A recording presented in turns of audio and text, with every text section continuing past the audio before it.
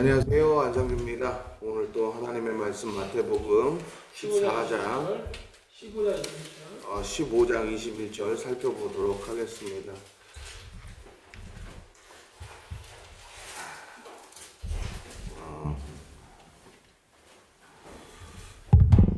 우리가 예전 예배 드리면서 늘 느끼는 것들 뭘 해야 하는가라고 하면서 마태복음 혹시 14장의 연속성이라고 제가 설명했었었나요? 15장이? 했나요? 네. 그래서 레위기에 맞춰진 예수 그리스도의 새로운 메시지라는 것도 설명했었나요? 설명했을걸요? 예, 했어요. 그죠? 네. 그러면서 쭉 살펴보니까 우와 이거 진짜 예배였네? 느껴졌죠? 예. 그쵸? 자, 그런데요, 이 예배의 연속성으로 등장하는 아주 멋진 이야기가 있습니다. 요새 계속 그러네요, 그죠? 자, 봅시다. 21절 한번 볼게요.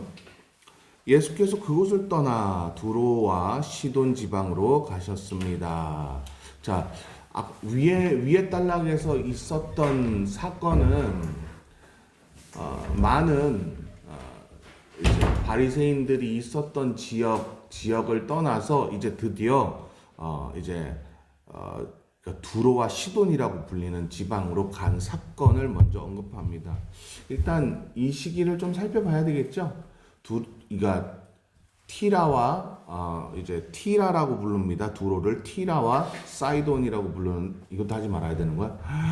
세상, 이것도 하지 마. 알았어요. 그러면 예, 부드럽네요. 두로랑 시돈은요 어떤 곳이었냐 하면은요 고엘이 실행되지 않아도 된다고 유대인들끼리 작정했던 지역이에요. 고엘이 뭐였죠?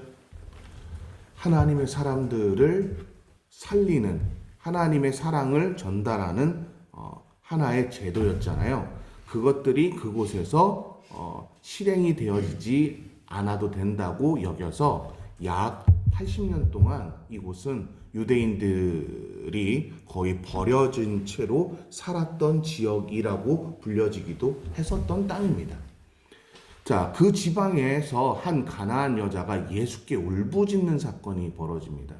여기서 울부짖다라고 우리가 번역은 했지만 실질적으로는요, 이제 애원하다가 더 맞는 표현이에요. 애원하다가.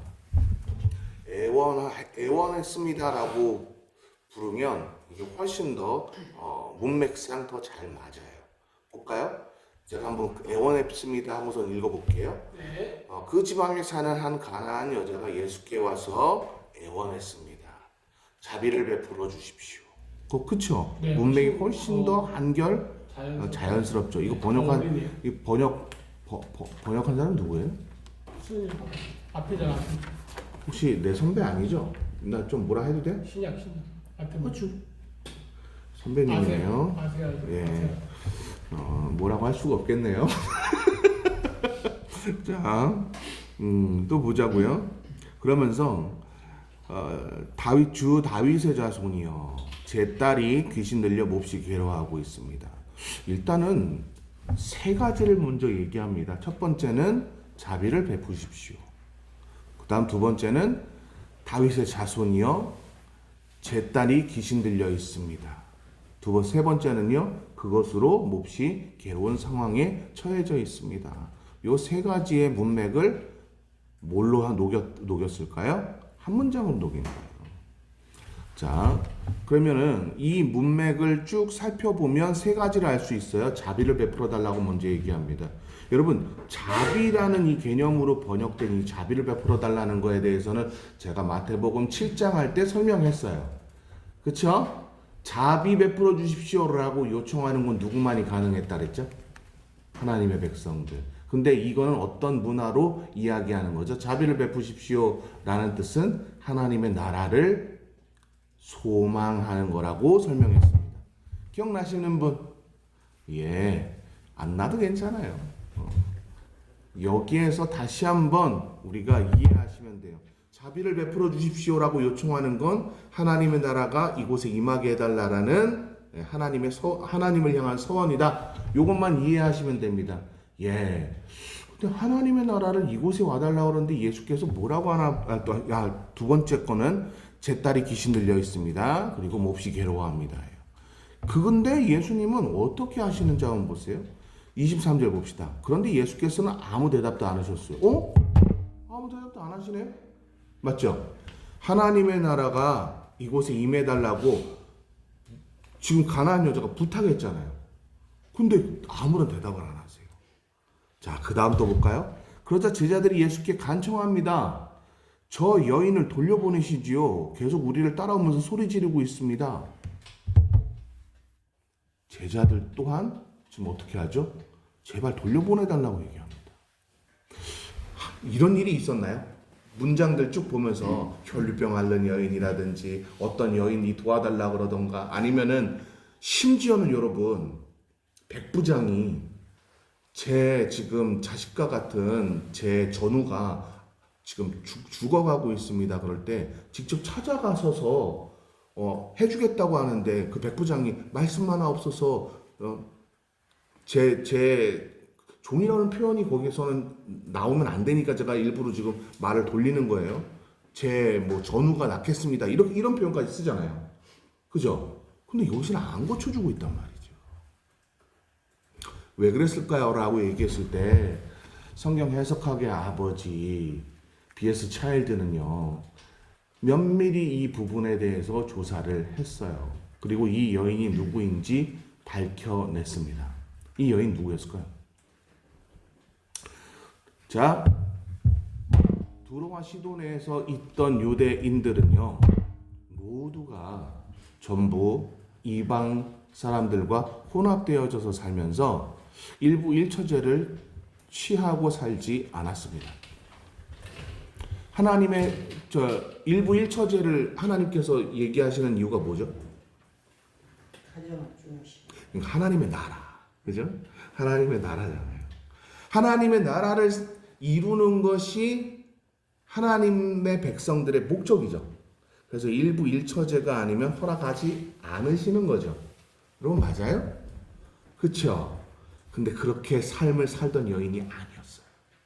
그래서 하나님이 하나님의 나라를 이미 잃어버린 상태인 그 사람, 하나님의 나라를 완벽하게 파쇄한 그 여인을 거부했다라고 B.S. 차일드는 이야기합니다. 그래서 이게 맞는지 안 맞는지는 또 연구해봐야 될 거 아닙니까? 그죠? 그래서 B.S. 차일드가 아무리 성경 해석학의 아버지라도 이거는 연구해봐야 되는 거 아니에요? 그렇죠. 찾아봤을까 안 찾아봤을까요? 찾아봤겠죠. 예, 여러 문헌들을 찾아보니 이것에 대해서 확연한 증거들이 너무나 많았습니다. 그래서 B.S. 차일드가 확실히 고고학자들처럼 진짜 고고학자들만큼 학위는 안 땄어도 고고학을 정말 잘 알고 있었구나라는 걸 알게 됩니다. 하나님의 나라를 파괴한 자에겐 두 번 다시 하나님의 나라가 없다는 것이 불문율이었어요. 여기까지는 다 이해되셨죠? 네. 그런데 이 여인이 어떻게 하는지 보세요. 이 여인이란다. 그래서 예수님이 이렇게 말씀하신 거예요. 나는 이스라엘의 집에 잃어버린 양들 외에는 보냄을 받지 않았다. 그래서 하나님의 나라를 네가 발로 스스로가 뭉개버렸기 때문에 나는 너를 허락지 않겠다라고 얘기한 거예요. 이 표현이 바로 이스라엘의 집 외에는 허락받은 적이 없다라는 은유법이에요. 근데 이 은유법을 몰랐던 거죠. 그래서 우리는 어떻게 해요? 이거 함부로 해설도 못해요. 왜? 직역하려고 해도 목사들이 한계가 있었고 못 배운 2세대 교수들이나 1세대 교수들이 한계가 있었던 거예요. 그래서 이거는 그냥 지나쳐버렸죠. 이게 어떤 은유법이라고요? 한번 하나님의 나라를 파괴한 자에게는 내가 더 이상은 그 하나님의 나라를 허락하지 않겠다라는 은유법이었다니까요. 그런데 그 여인이 예수께 나와 무릎 꿇고 말했습니다. 또 우리 마태복음 8장에서 배웠던 것도 또 나왔네요. 예수 앞에 나와 그 다음 가장 먼저 한 일이 뭐예요? 무릎 꿇고. 저 고대 근동사회에서 그 랍비나 혹은 그 가르침을 받는 자에게 나와 메시아라고 믿는 그 자에게 나와서 무릎을 꿇는 거, 고대 근동사회에서 신에게 무릎 꿇는 거 어떤 행위였죠? 나 당신에게 항복합니다. 이제 완벽하게 하나님의 나라를 구현하는 그런 삶을 살겠습니다. 그렇게 얘기합니다. 그러면서 뭐라고 얘기하는지 보세요. 주 나를 도와주십시오. 예수께서 대답합니다. 자녀들의 그래서 예수님이 진짜 항복했는지 안 했는지 일단은 사람들한테 보여야 될 거 아니에요. 그리고 그 당시에 주변 사람들도 이 여인이 하나님의 나라를 포기한 사람이라는 거 제자들도 다 알고 있고 SNL파 사람들도 다 알고 있는 상황 아닙니까? 그렇죠. 그러니까 이 사람들도 내가 예수께서 기적을 선포하는 것에 대한 당연한 당위성이라고 하죠. 네. 그 당위성을 증명해야 보여야 되는 거 아니에요. 그렇죠. 그래서 그 여인에게 다시 한번 이렇게 얘기합니다.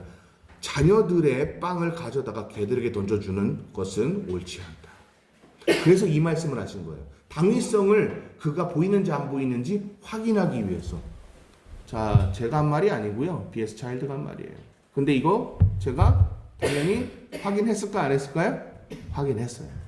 맞아요. 그러니까 여러분 이렇게 성경에는 은유법이 많을까요? 안 많을까요? 비유법이 많을까요? 안 많을까요? 성경에는 이렇게 은유법과 비유법이 많음에도 불구하고 이걸 직역하면 문제가 생길까요? 안 생길까요? 생기죠. 자, 그래서 그 여인이 그 당위성에 당장 반응합니다. 어떻게 반응하는지 보세요. 그렇습니다, 주여. 다시요, 뭐라고요? 그렇습니다, 주여. 인정하죠? 그런데 개들도 주인의 상에서 떨어지는 뭐라고요? 뭘 먹는다고요? 부스러기를 먹습니다. 여러분 이거 뭐였죠? 유대 격언이었잖아요. 유대 속담이었잖아요. 유대 속담으로 반응해요. 이 여인이 어떻게 해요? 여러분 저는 이제부터 뭘로만 먹고 살겠습니다예요. 당신께서 떨어뜨려주는 은혜로만 먹고 살겠습니다라는 유대 격언으로 반응한 거예요. 와, 지금 이 여인 어떻게 하겠다고 결단하고선 예수님께 온 거예요? 이제 당신이 주시는 은혜 아니면 살아갈지 않겠습니다라고 작정하고 온 여인이었던 거예요. 마커스 하신 그거랑 똑같네. 그렇죠. 그 노래 한번 불러보죠. 어떻게 하죠? 은혜 아니면 살아갈 수가 없네. 그렇죠, 그거요. 잠깐만, 그 사람 이거 알고서 했을까?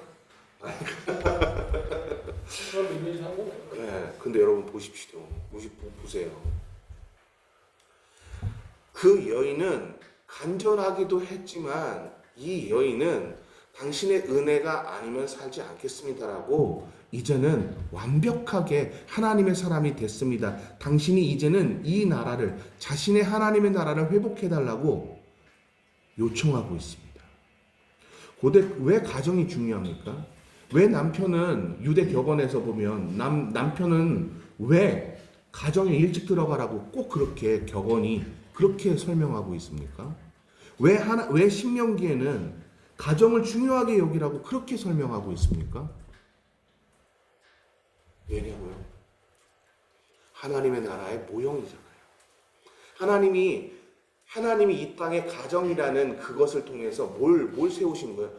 천국을 심어 놓으셨다 그랬잖아요. 그죠?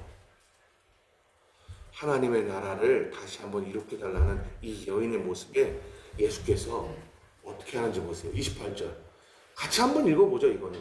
같이 한번 읽어볼까요? 시작. 그제야 예수께서는 여인아, 네 믿음이 크구나. 네 소원대로 될 것이다 라고 대답하셨습니다. 그리고 바로 그때 그 여인의 딸이 나았습니다. 아멘. 봐요. 여러분, 이 여인의 고백을 한번 생각해 볼 필요가 있어요.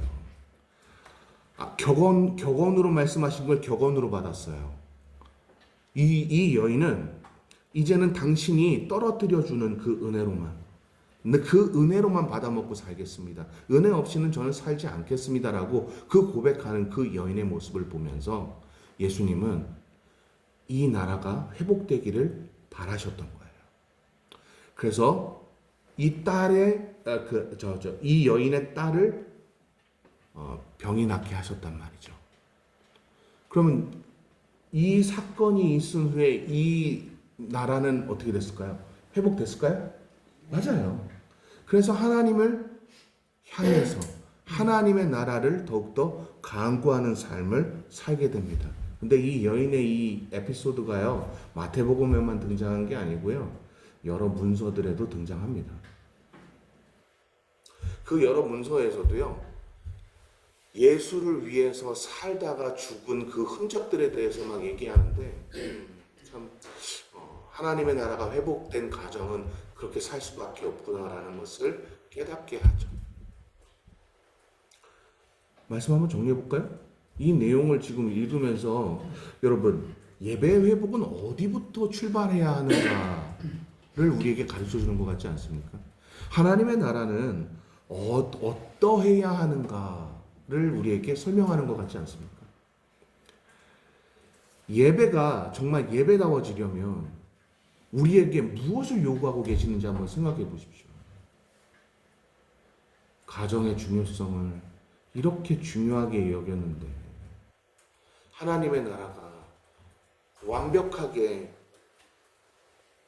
되지 않은 그런 상황에서 그냥 교회만 다닌다고 회복이 될까요?